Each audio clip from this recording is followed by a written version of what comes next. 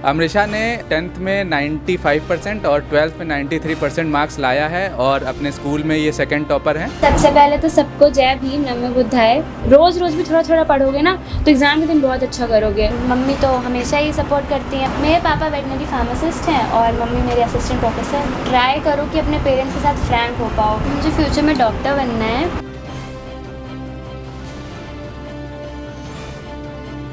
Ma'am, आपकी बेटी अमृषा अशोकी ने इतने अच्छे नंबर अचीव किए हैं और एक सभी के लिए एक नई उम्मीद बन के उभरी है, तो आपको कैसा लगा? हमें तो बहुत ही अच्छा लगा और उसने जो भी किया है हम उसमें बहुत खुश हैं और आगे उसके उज्जवल भविष्य की कामना करते हैं। ये बताएं कि आपको अमृषा जी की पढ़ाई की ड्यूरिंग स्टडी आपने कैसे सपोर्ट किया एक माँ के रूप में?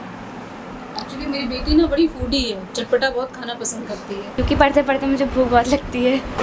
तो मैंने उन दिनों CCL पे मैं छुट्टी पर बैठी थी, मैं इसको ये बोलती थी कि तुम्हें जो खाना है तुम बस बता दिया करो, मैं उसको बना दूंगी, तुम खाया करो और पढ़ा करो। तो ये दिन भर का हमारा कार्यक्रम होता था और इस तरीके से अपना 10th तक तो मैंने भी इनको काफ़ी सपोर्ट किया, लेकिन अब 12th के बाद मैं नहीं इनको ज़्यादा सपोर्ट कर पाई। आप फादर हैं और कहते हैं ना कि बेटियां पापा के ज़्यादा करीब होती हैं और बहुत प्यारी भी लाडली भी होती हैं। आपका क्या श्रेय था, कैसे सपोर्ट किया आपने? मैं सर्वप्रथम तो मैं बाबा साहब की बड़ा कृतज्ञ हम लोग हैं कि उन्होंने हम लोगों को इस लायक बनाया और हम अपने बच्चों को अच्छी शिक्षा दे सकते हैं, जिसमें मैं बेटी जब मेरी पैदा हुई थी तो मैं इतना खुश हुआ था और मैं बेटी के करीब इतना हूँ कि उसके आंखों में अगर आंसू आते हैं तो मेरे आंखों में आंसू आते हैं। तो मैं इसके साथ कभी भी इनको कोई चीज़ चाहिए उससे पहले इनको हम लोग देते हैं। मम्मी पापा का तो सपोर्ट हमेशा ही रहा, मेरे हर चीज़ में रहा। चाहे मैंने कुछ भी कहा करने के लिए, मुझे ये करना है या वो करना है। और पढ़ने की जहाँ तक बात आती है, पढ़ने में मैंने हमेशा सपोर्ट किया है और अपने ज्ञान के अनुसार मैं इनको पढ़ने की कोशिश, पढ़ाने की भी कोशिश किया। ये फिजिक्स में थोड़ा सा डाउट फील करना शुरू की तो हम लोग दोनों पति पत्नी ने इनको देखा, मायूस बैठी हुई थी। फिर हमने इन दोनों ने काउंसिल की, फिर इन्होंने बताया कि पापा इसमें मुझे ऐसे ऐसे नहीं आ रहे हैं। तो मैंने कहा बेटा क्वेश्चन पढ़ो फिर, क्योंकि तुम इंग्लिश मीडियम में पढ़ी हो, मैं हिंदी मीडियम में पढ़ा हूँ, तुम उस क्वेश्चन का मुझे वो बताओ, मैं फिर बताता हूँ कैसे ये सॉल्व होगा। तो इनको वो चीज़ें समझ में आने लगी। वो जब पूरा सॉल्व कर लिया तो मुझसे करी पापा मुझे बड़ा इजी अब तो लग रहा है। हमने कहा बेटा इसी चीज़ को प्रैक्टिस, जितना प्रैक्टिस करोगे उतना ही आपको आसान लगेगा। तो इन्होंने उस चीज़ को अपनाया और मैं इनके साथ, जैसे बोर्ड का पेपर होता था तो मम्मी इनके खाने पीने पर बहुत ध्यान देती थी और मैं इनके पढ़ने पर, जैसे कभी भी इनको कहीं दिक्कत हो रही है तो मैं इनके साथ बैठता था और रात में ये तो 2 बजे तक 3 बजे तक पढ़ती थी। इनका पढ़ने का सिस्टम ये था, तो हम लोग उसमें सपोर्ट करते थे और इन्होंने मेहनत किया, इनके मेहनत का फल इनको मिला और हम इसमें बहुत ही प्राउड फील करता हूँ कि कम से कम मेरी बेटी, मेरी समाज की बेटी, मेरे समाज को इन्होंने एक दिया कि मैं आरक्षण नहीं हमारा कुछ है, मैं पढ़ूँगा तो निश्चित है मैं उसमें सफलता हासिल करूँगा। आरक्षण तो एक बहाना बना हुआ है कि आरक्षण से ये लोग आते हैं, ऐसा कहीं मैं नहीं समझता और मैं आरक्षण को इसमें नहीं मायने रखता। मेरा एक वहाँ पे भागीदारी की बात आती है, आरक्षण और कुछ नहीं है। सर पहले ये बताइए आपने किस सन में 12th पास किया था और उस वक्त आपके क्या नंबर आए थे और उस वक्त में और आज के वक्त में क्या फ़र्क आप महसूस करते हैं? देखिए, मैंने हाई स्कूल 88 में पास किया था 65% मार्क्स के साथ और मेरा मन था बाहर पढ़ने का। मैं अपने आप बलिया से घर से अपने इलाहाबाद आया, अकेले मैं आया 10th पास करने के बाद। किसी लड़के में ये चीज़ें नहीं मिली होंगी। मैं अपने आप आया राजकीय इंटर कॉलेज, जैसे ही स्टेशन रामबाग, इलाहाबाद का रामबाग स्टेशन है, वहाँ पे मुझे 2 ऐसे लोग मिल गए कि कहाँ आए हो बेटा? तो हमने कहा कि मैं यहाँ पे एडमिशन कराने के लिए आया हूँ। तो एक कॉलेज वहीं पे बगल में था स्टेशन, कहा इसमें कभी मत पढ़ना। 1-2 कॉलेज यहाँ पे हैं, एक गवर्नमेंट इंटर कॉलेज और एक कर्नलगंज इंटर कॉलेज, इन दोनों में तुम किसी में एडमिशन ले लो, अच्छा है। मैं कहीं नहीं गया, गवर्नमेंट इंटर कॉलेज ठीक स्टेशन से पास में ही था। मैं वहाँ गया, फॉर्म लिया, फॉर्म भर के मैं जमा करके चला आया। उसका रिजल्ट आया, मुझे पता चला, मैं फिर आया तो मुझसे कम मार्क, जनरल स्टूडेंट का मुझसे कम मार्क था, उसका एडमिशन हो गया, मेरा नहीं हुआ। फिर मैं प्रिंसिपल से शिकायत किया और मेरे बड़े भाई साहब थे, उनके साथ मैं आया। हमने उसमें संघर्ष किया कि मेरा 65 मार्क्स होने के वजह से भी मेरा एडमिशन क्यों नहीं हुआ। उस प्रिंसिपल ने मेरी बात को सुनी और मेरा एडमिशन हुआ। दुर्भाग्य कि मैं अपना परसेंटेज को बचा नहीं पाया इंटर में। हम लोग क्योंकि अकेले होने के नाते गाइडेंस कुछ नहीं था, अपने आप हम जो कुछ कर सकते थे वो मैंने किया और मैं 53% मार्क्स से मैं 90 में पास किया था। और मेरा भी था कि मैं डॉक्टर बनूं। मेरे फादर का सपना था, मेरा भी था कि मैं डॉक्टर बनूं, लेकिन कोइंसिडेंट कि मेरे साथ कुछ दुर्भावनाएं दुर्भाग्य रहा और मैं पटना पीएमटी में भी मैं 68 रैंक पे आया था, लेकिन मेरा दुर्भाग्य था कि मैं नहीं जा पाया। अब उसकी कहानी बहुत लंबी है। लोग कहते हैं कि जितना जो भाग्य में है उससे भाग्य से ज़्यादा और समय से पहले कुछ नहीं मिलता है। इस पे थोड़ा सा मैं बिलीव करने लगा। तो ये बस और कोई बात नहीं है। और अपनी मेहनत, खुद की मेहनत ज़रूर रंग लाती है। मैं ये बच्चों में देखना चाहता हूँ। देखने वाले पेरेंट्स आपको देख रहे होंगे, तो वो अपने बच्चों की काउंसलिंग किस तरह से करें? जो आने वाले समय में बच्चे जो इस बार 12th में 10th में जा रहे हैं, तो उनके लिए क्या कहना चाहिए? सभी पेरेंट्स के लिए क्या संदेश है? देखिए, माता पिता का रोल होता है बच्चे का इंटरेस्ट किस में है। इंटरेस्ट अगर उसको किस फील्ड में जाना है, उस फील्ड के लिए बारे में उनको बताएं कि ऐसे ऐसे करना है। निश्चित तौर पे मैं समझता हूँ कि आज के बच्चे जो ब्रिलियंट हैं, टैलेंटेड हैं, हम लोग नहीं थे। आज के बच्चे किसी चीज़ को पकड़ने में बड़े माहिर हैं।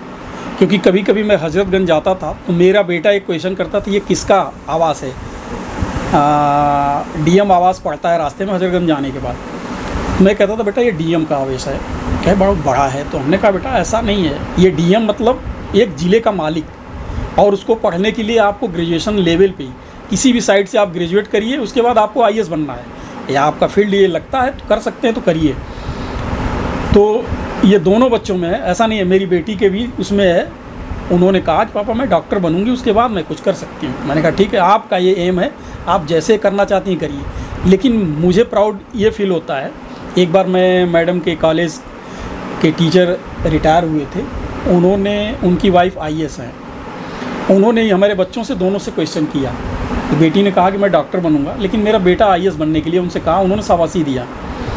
तो मुझे प्राउड फील होता है कि मेरे बच्चे ऊपर उठने की कोशिश कर रहे हैं और मुझे उम्मीद है कि ये लोग उस अचीवमेंट को पूरा करेंगे। मेरा कोई प्रेशर नहीं है, ये अपने से जो कर सकते हैं करेंगे। और मैं पेरेंट्स से यही कहूँगा कि बच्चों पे दबाव बना के कुछ कराने से आप कुछ हासिल नहीं हो पाएगा। आजकल के बच्चे आप देख रहे हैं, आत्महत्याएं जो होती हैं शायद प्रेशर से भी हो रहा हो, लेकिन मैं बच्चों पे इस चीज़ का कभी भी मैंने नहीं कहा कि जो कमज़ोर होता है वही आत्महत्या करता है। इसलिए आप कभी भी प्रेशर से पढ़ाई ना करें, और आत्महत्या वही करता है जो कमज़ोर होता है। संघर्षशील पर्सन कभी भी आत्महत्या नहीं कर सकता।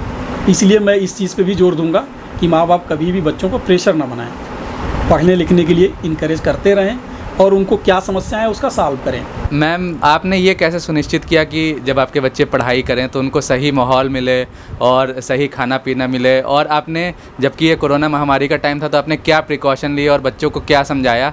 और आप अपने मतलब हमारे चैनल के ज़रिए जो भी माएँ ये वीडियो देख रही होंगी, तो आप उनको क्या संदेश देना चाहेंगी? एक्चुअली मैं आपको बता दूं कि इस क्वेश्चन को बताने से पहले मैं अपना थोड़ा सा बैकग्राउंड बताऊंगी। कि जब हम लोग छोटे थे और पढ़ते थे, तो मैं कभी नहीं कहती कि मैं बहुत ब्रिलियंट स्टूडेंट थी, लेकिन मैं मीडियोकर थी। कि मुझे तो लगता था कि जिसके पीछे लग जाना है तो वो करना है, और ऐसा कभी नहीं हुआ होगा कि जिस चीज़ में मैंने अप्लाई किया हो मेरा सिलेक्शन ना हुआ हो, क्योंकि मैं मेहनत बहुत ज़्यादा करती थी। तो मेरी मदर जब थी तो वो उनको रहता था कि बीइंग ए गर्ल तुम थोड़ा खाना वाना बनाना भी सीख लो, और तभी ये तुम्हारे काम आएगा, और एक पर्टिकुलर समय के बाद तुम्हारी शादी भी होनी है। तो लेकिन मैं अपने पापा को इस चीज़ का बहुत क्रेडिट देती हूँ कि वो मम्मी को बहुत डांटते थे कि बच्चे पढ़ रहे हैं तो तुम उनको उठा के पढ़ो, इन सब कामों में मत लगाया करो। तो मैंने वहाँ से भी बहुत कुछ सीखा कि मुझे वो माहौल मिला, और ये एक्सपीरियंस मैं अपनी बेटी से बहुत शेयर करती हूँ कि बेटा कई बार ऐसा होता था और नाना गुस्सा होते थे। तो हमने इस चीज़ को बिल्कुल अपने घर में बिल्कुल भी कहीं भी ये नहीं होने दिया कि मेरी बेटी ही, हाँ फोर्स नहीं किया कि खाना ना बिल्कुल नहीं कभी। हाँ, कभी कभी अगर कोई अनफॉर्चुनेटली है कि तबीयत नहीं ठीक है, कुछ है, तो वो उठ के बोलती है कि मम्मी लाइए मैं आपकी हेल्प कर दूँ, तो वो एक दूसरा बात है। लेकिन मैंने ये नहीं बताया कि ये रूटीन है कि तुमको ये करना है या करना है, ये सब बिल्कुल कुछ नहीं करना। आप बताइए, आपको क्या क्या बनाना आता है, बताइए। बताइए। मतलब जैसे मम्मी की तबीयत खराब हुई तो आपको क्या क्या बनाना आता है, मतलब मम्मी की आपने हेल्प कब और कैसे की? मतलब जब मैं थोड़ी छोटी थी तो मैंने सिर्फ रोटियां ही बनाई थी और वो भी अच्छी नहीं बनती थी, तो मेरा भाई कहता था नक्शे बना के क्यों लाई हो यार तुम। बट धीरे धीरे अब अच्छी बनने लगी हैं और मैंने जो मेनली डिशेस होती हैं वो मैंने लॉकडाउन में बनाना सीखा।